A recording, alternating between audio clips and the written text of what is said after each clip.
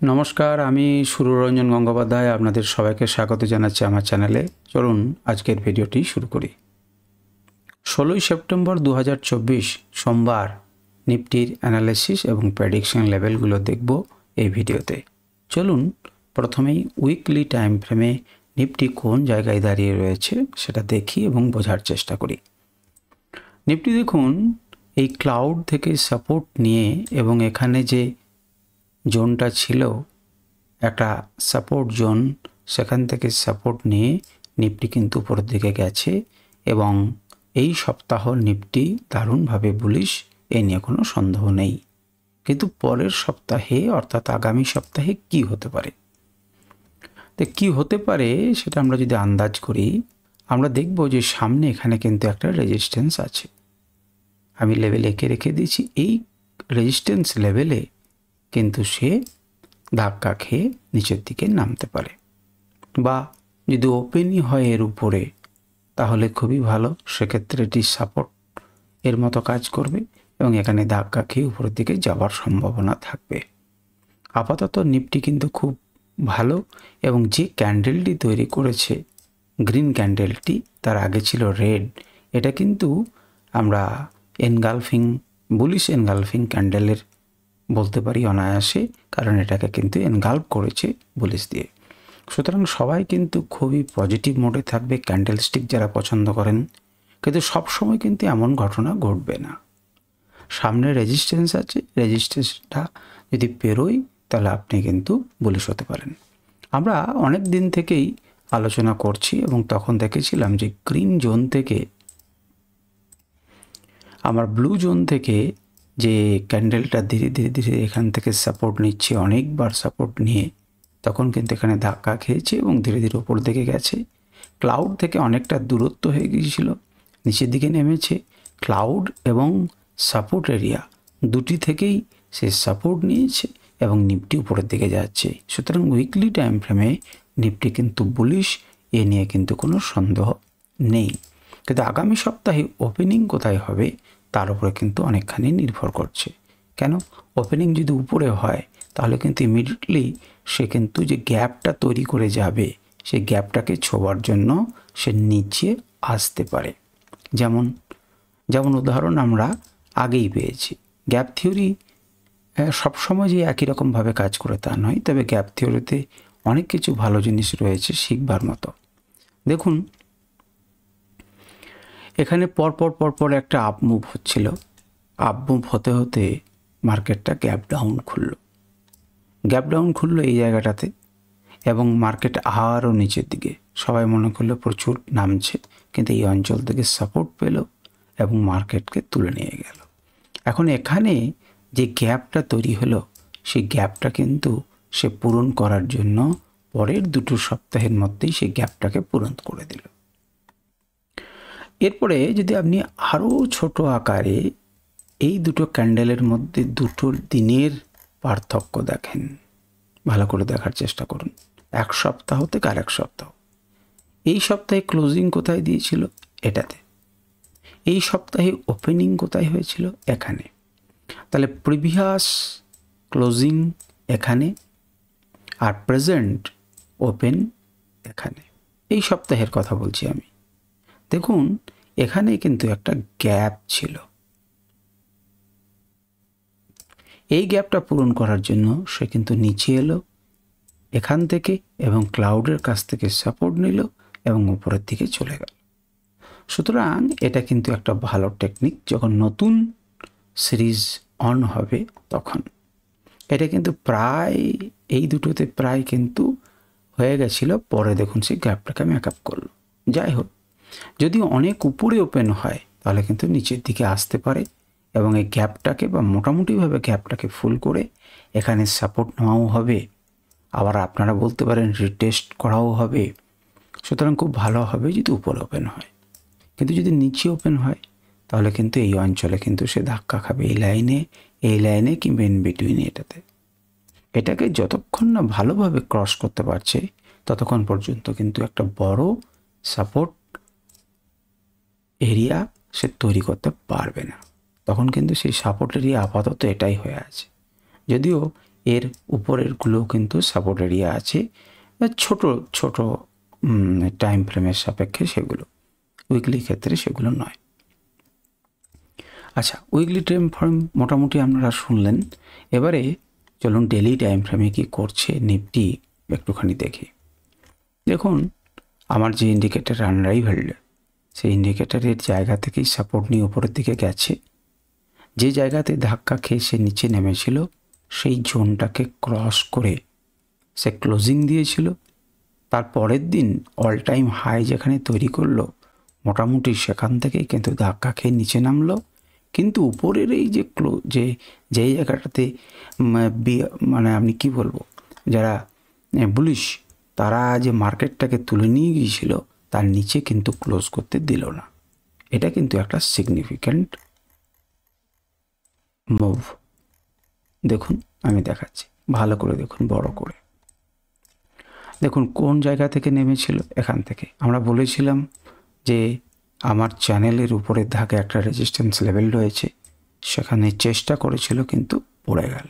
ঠিক আছে, সাপোর্ট নিয়ে ধীরে ধীরে উঠলো, ক্লাউডের সাপোর্ট নিয়ে ধীরে ধীরে উঠলো, রেজিস্ট্যান্স পেল, আবার সাপোর্ট নিয়ে উপরে উঠলো এবং কোন লেভেলকে ব্রেক করলো, যেখানে সেলাররা প্রচণ্ড অ্যাক্টিভ হয়েছিল, মার্কেটকে এত দূর নামাতে সক্ষম হয়েছে, সেই অঞ্চলকে এই ক্যান্ডেল ব্রেক করে তুলে দিল। প্রচণ্ড পাওয়ার লেগেছে, দেখতেই পেয়েছেন। আমরা সে কথা আমি বারে বলেছি আপনাদেরকে, যেখানে কিন্তু একটা বড় পয়সা লেগেছে, বড় শক্তি লেগেছে এই লেভেলটাকে ভাঙতে।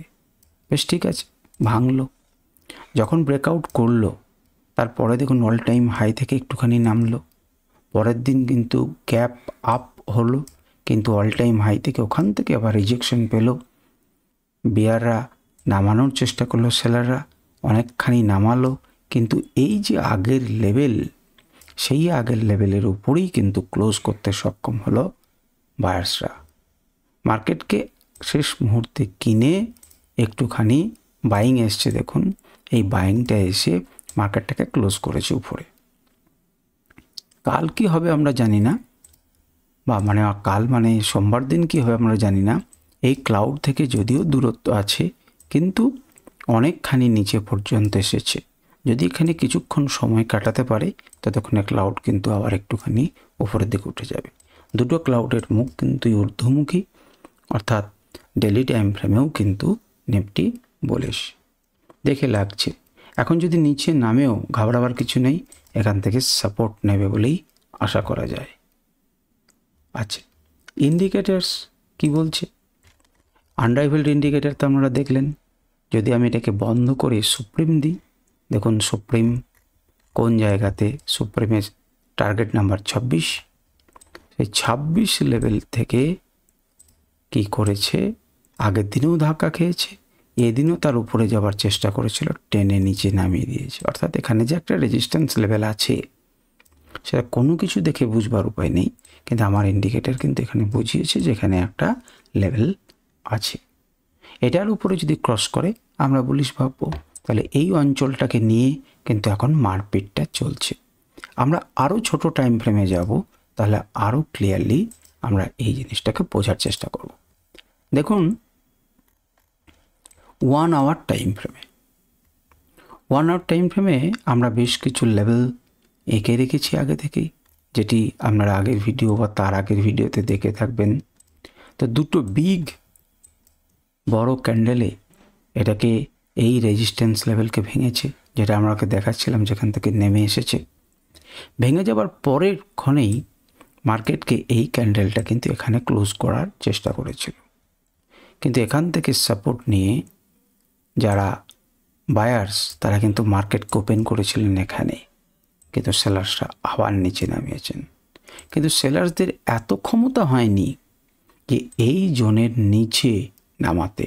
অর্থাৎ কোন লেভেলটাকে নিয়ে মারপিট চলছে? মারপিট চলছে সেলার এবং বায়ারদের মধ্যে আপাতত এই লেভেলটাকে নিয়ে। সেলাররা চাইছেন এর নিচে নামাতে, আর বায়ার্সরা এটাকে ধরে রাখতে চাইছেন, কারণ প্রচণ্ড কষ্ট করে তারা এই দুটো ক্যান্ডেল তৈরি করে, বা তারও অনেক আগে থেকে, আপনারা যদি দেখেন, আমি আপনাদেরকে দেখাচ্ছি, দেখুন তারও অনেক আগে থেকে ধীরে ধীরে ধীরে ধীরে মার্কেটকে উপরের দিকে তুলে নিয়ে ওই লেভেলকে ভাঙতে সক্ষম হয়েছেন। সুতরাং এই লেভেলকে নিয়ে মারপিট চলছে। এখানে আমরা ছোট একটা প্রাইস অ্যাকশনের মতো করে লাইন ড্রও করতে পারি। দেখতে পাচ্ছেন একটা ছোট্ট ড্র করলাম, কীরকম লাগছে? অনেকটা দেখে মনে হচ্ছে না ফ্ল্যাগ অ্যান্ড পোল? এখন যদি এদিকে ভেঙে নিচে নামে, ময়দান ফাঁকা, যদি উপরে যায় ময়দান ভালো, উপরের দিকে যাওয়ার জন্য রেডি, কারণ এখানে সাপোর্ট নিচ্ছে এবং উপরের দিকে যাবে। 1 ঘন্টা টাইম ফ্রেমে এটাই আমাদের মতামত। কাল কোথায় ওপেন হচ্ছে, কিভাবে মুভ করছে লাইভ মার্কেটে, তার উপরেই অনেক কিছু নির্ভর করবে। আপনারা দেখেছিলেন, আমরা হয়তো দেখিয়েছিলাম যার অনেকটা একটা ডব্লু প্যাটার্ন তৈরি করে উপরের দিকে যেতে পারে। ঠিক এখানটায় বড় একটা রেজিস্ট্যান্স ছিল, সেটাকে ভেঙেছে। আমরা কথা আলোচনা করেছি, এখানেও কিন্তু অনেকখানি সেই রকমই পজিশন রয়েছে। উপরের রেজিস্ট্যান্সকে যদি ভাঙতে পারে তাহলে মার্কেট কিন্তু উপরের দিকে যাবে। দেখব কাল কোথায় ওপেন হচ্ছে, অর্থাৎ সোমবার কোথায় ওপেন হচ্ছে, সেই অনুযায়ী লাইভ মার্কেটে আপনারা সিদ্ধান্ত নেবেন। আচ্ছা, যদি আমরা এখানে আনরাইভেল লাগাই তাহলে দেখুন বাইংটা কিন্তু এর উপরে, এই জোনের উপরে কিন্তু বাইং করতে বলছে। আপাতত লাইভ মার্কেটে চেঞ্জ হয়ে যেতে পারে, ইন্ডিকেটার আলাদা বলতে পারে। এবার চলুন 15 মিনিট টাইম ফ্রেমে নিফটিকে দেখি, এবং আপনারা যদি দেখেন তাহলে নিফটি দেখবেন যেখানেও কিন্তু আপনারা এরকম ধরনের একটা ড্র করতে পারেন, যেটা 1 ঘন্টার থেকে একটু বেশি, কিন্তু একই রকম লেভেল, একটা বড় ক্যান্ডেল আর তার মাঝখানে প্রচুর ছোট ছোট ছোট ছোট ক্যান্ডেল তৈরি হয়েছে। সুতরাং দাদাগিরিটা এরই থাকবে, যেদিকে ব্রেক করবে সেদিকে যাবে। কিন্তু এরকম ট্রেন্ড লাইন আঁকলে পরে আপনি এইটুকু অঞ্চলকে ভোগ করতে পারবেন বা এই অঞ্চলটুকু ভোগ করতে পারবেন। যাই হোক, 15 মিনিট টাইম ফ্রেমে আমরা প্রেডিকশন লেভেলগুলো দেখি। আপনারা প্রেডিকশন লেভেলগুলো লিখে রাখতে পারেন, নিজেদের চার্টের মধ্যে নিতে পারেন। আমি একবার নিচের দিকটা আপনাদেরকে দিচ্ছি স্ক্রিনশট করার জন্য, এবং উপরের দিকটা দিচ্ছি। এই অনুযায়ী মার্কেট মুভ করতে পারে, এবং ডটেড লাইনগুলো reversal zone, most probable reversal zone আপনারা জানেন। আমি দেখিয়েছিও 13 তারিখে আমি একটা লাইভ ট্রেডিং করেছিলাম, প্রত্যেকটা টিক বাই টিক ট্রেড কীভাবে করা যায় ব্যাঙ্ক নিফটির ক্ষেত্রে। হয়তো আজকে আপলোড হবে, আপনারা পারলে পরে সেটা দেখেন। চলুন 5 মিনিট টাইম ফ্রেমে আমি এঁকে রেখেছি একই রকম, খুব সুন্দর। দেখুন কোন জায়গা থেকে সাপোর্ট রেজিস্ট্যান্স নিচ্ছে।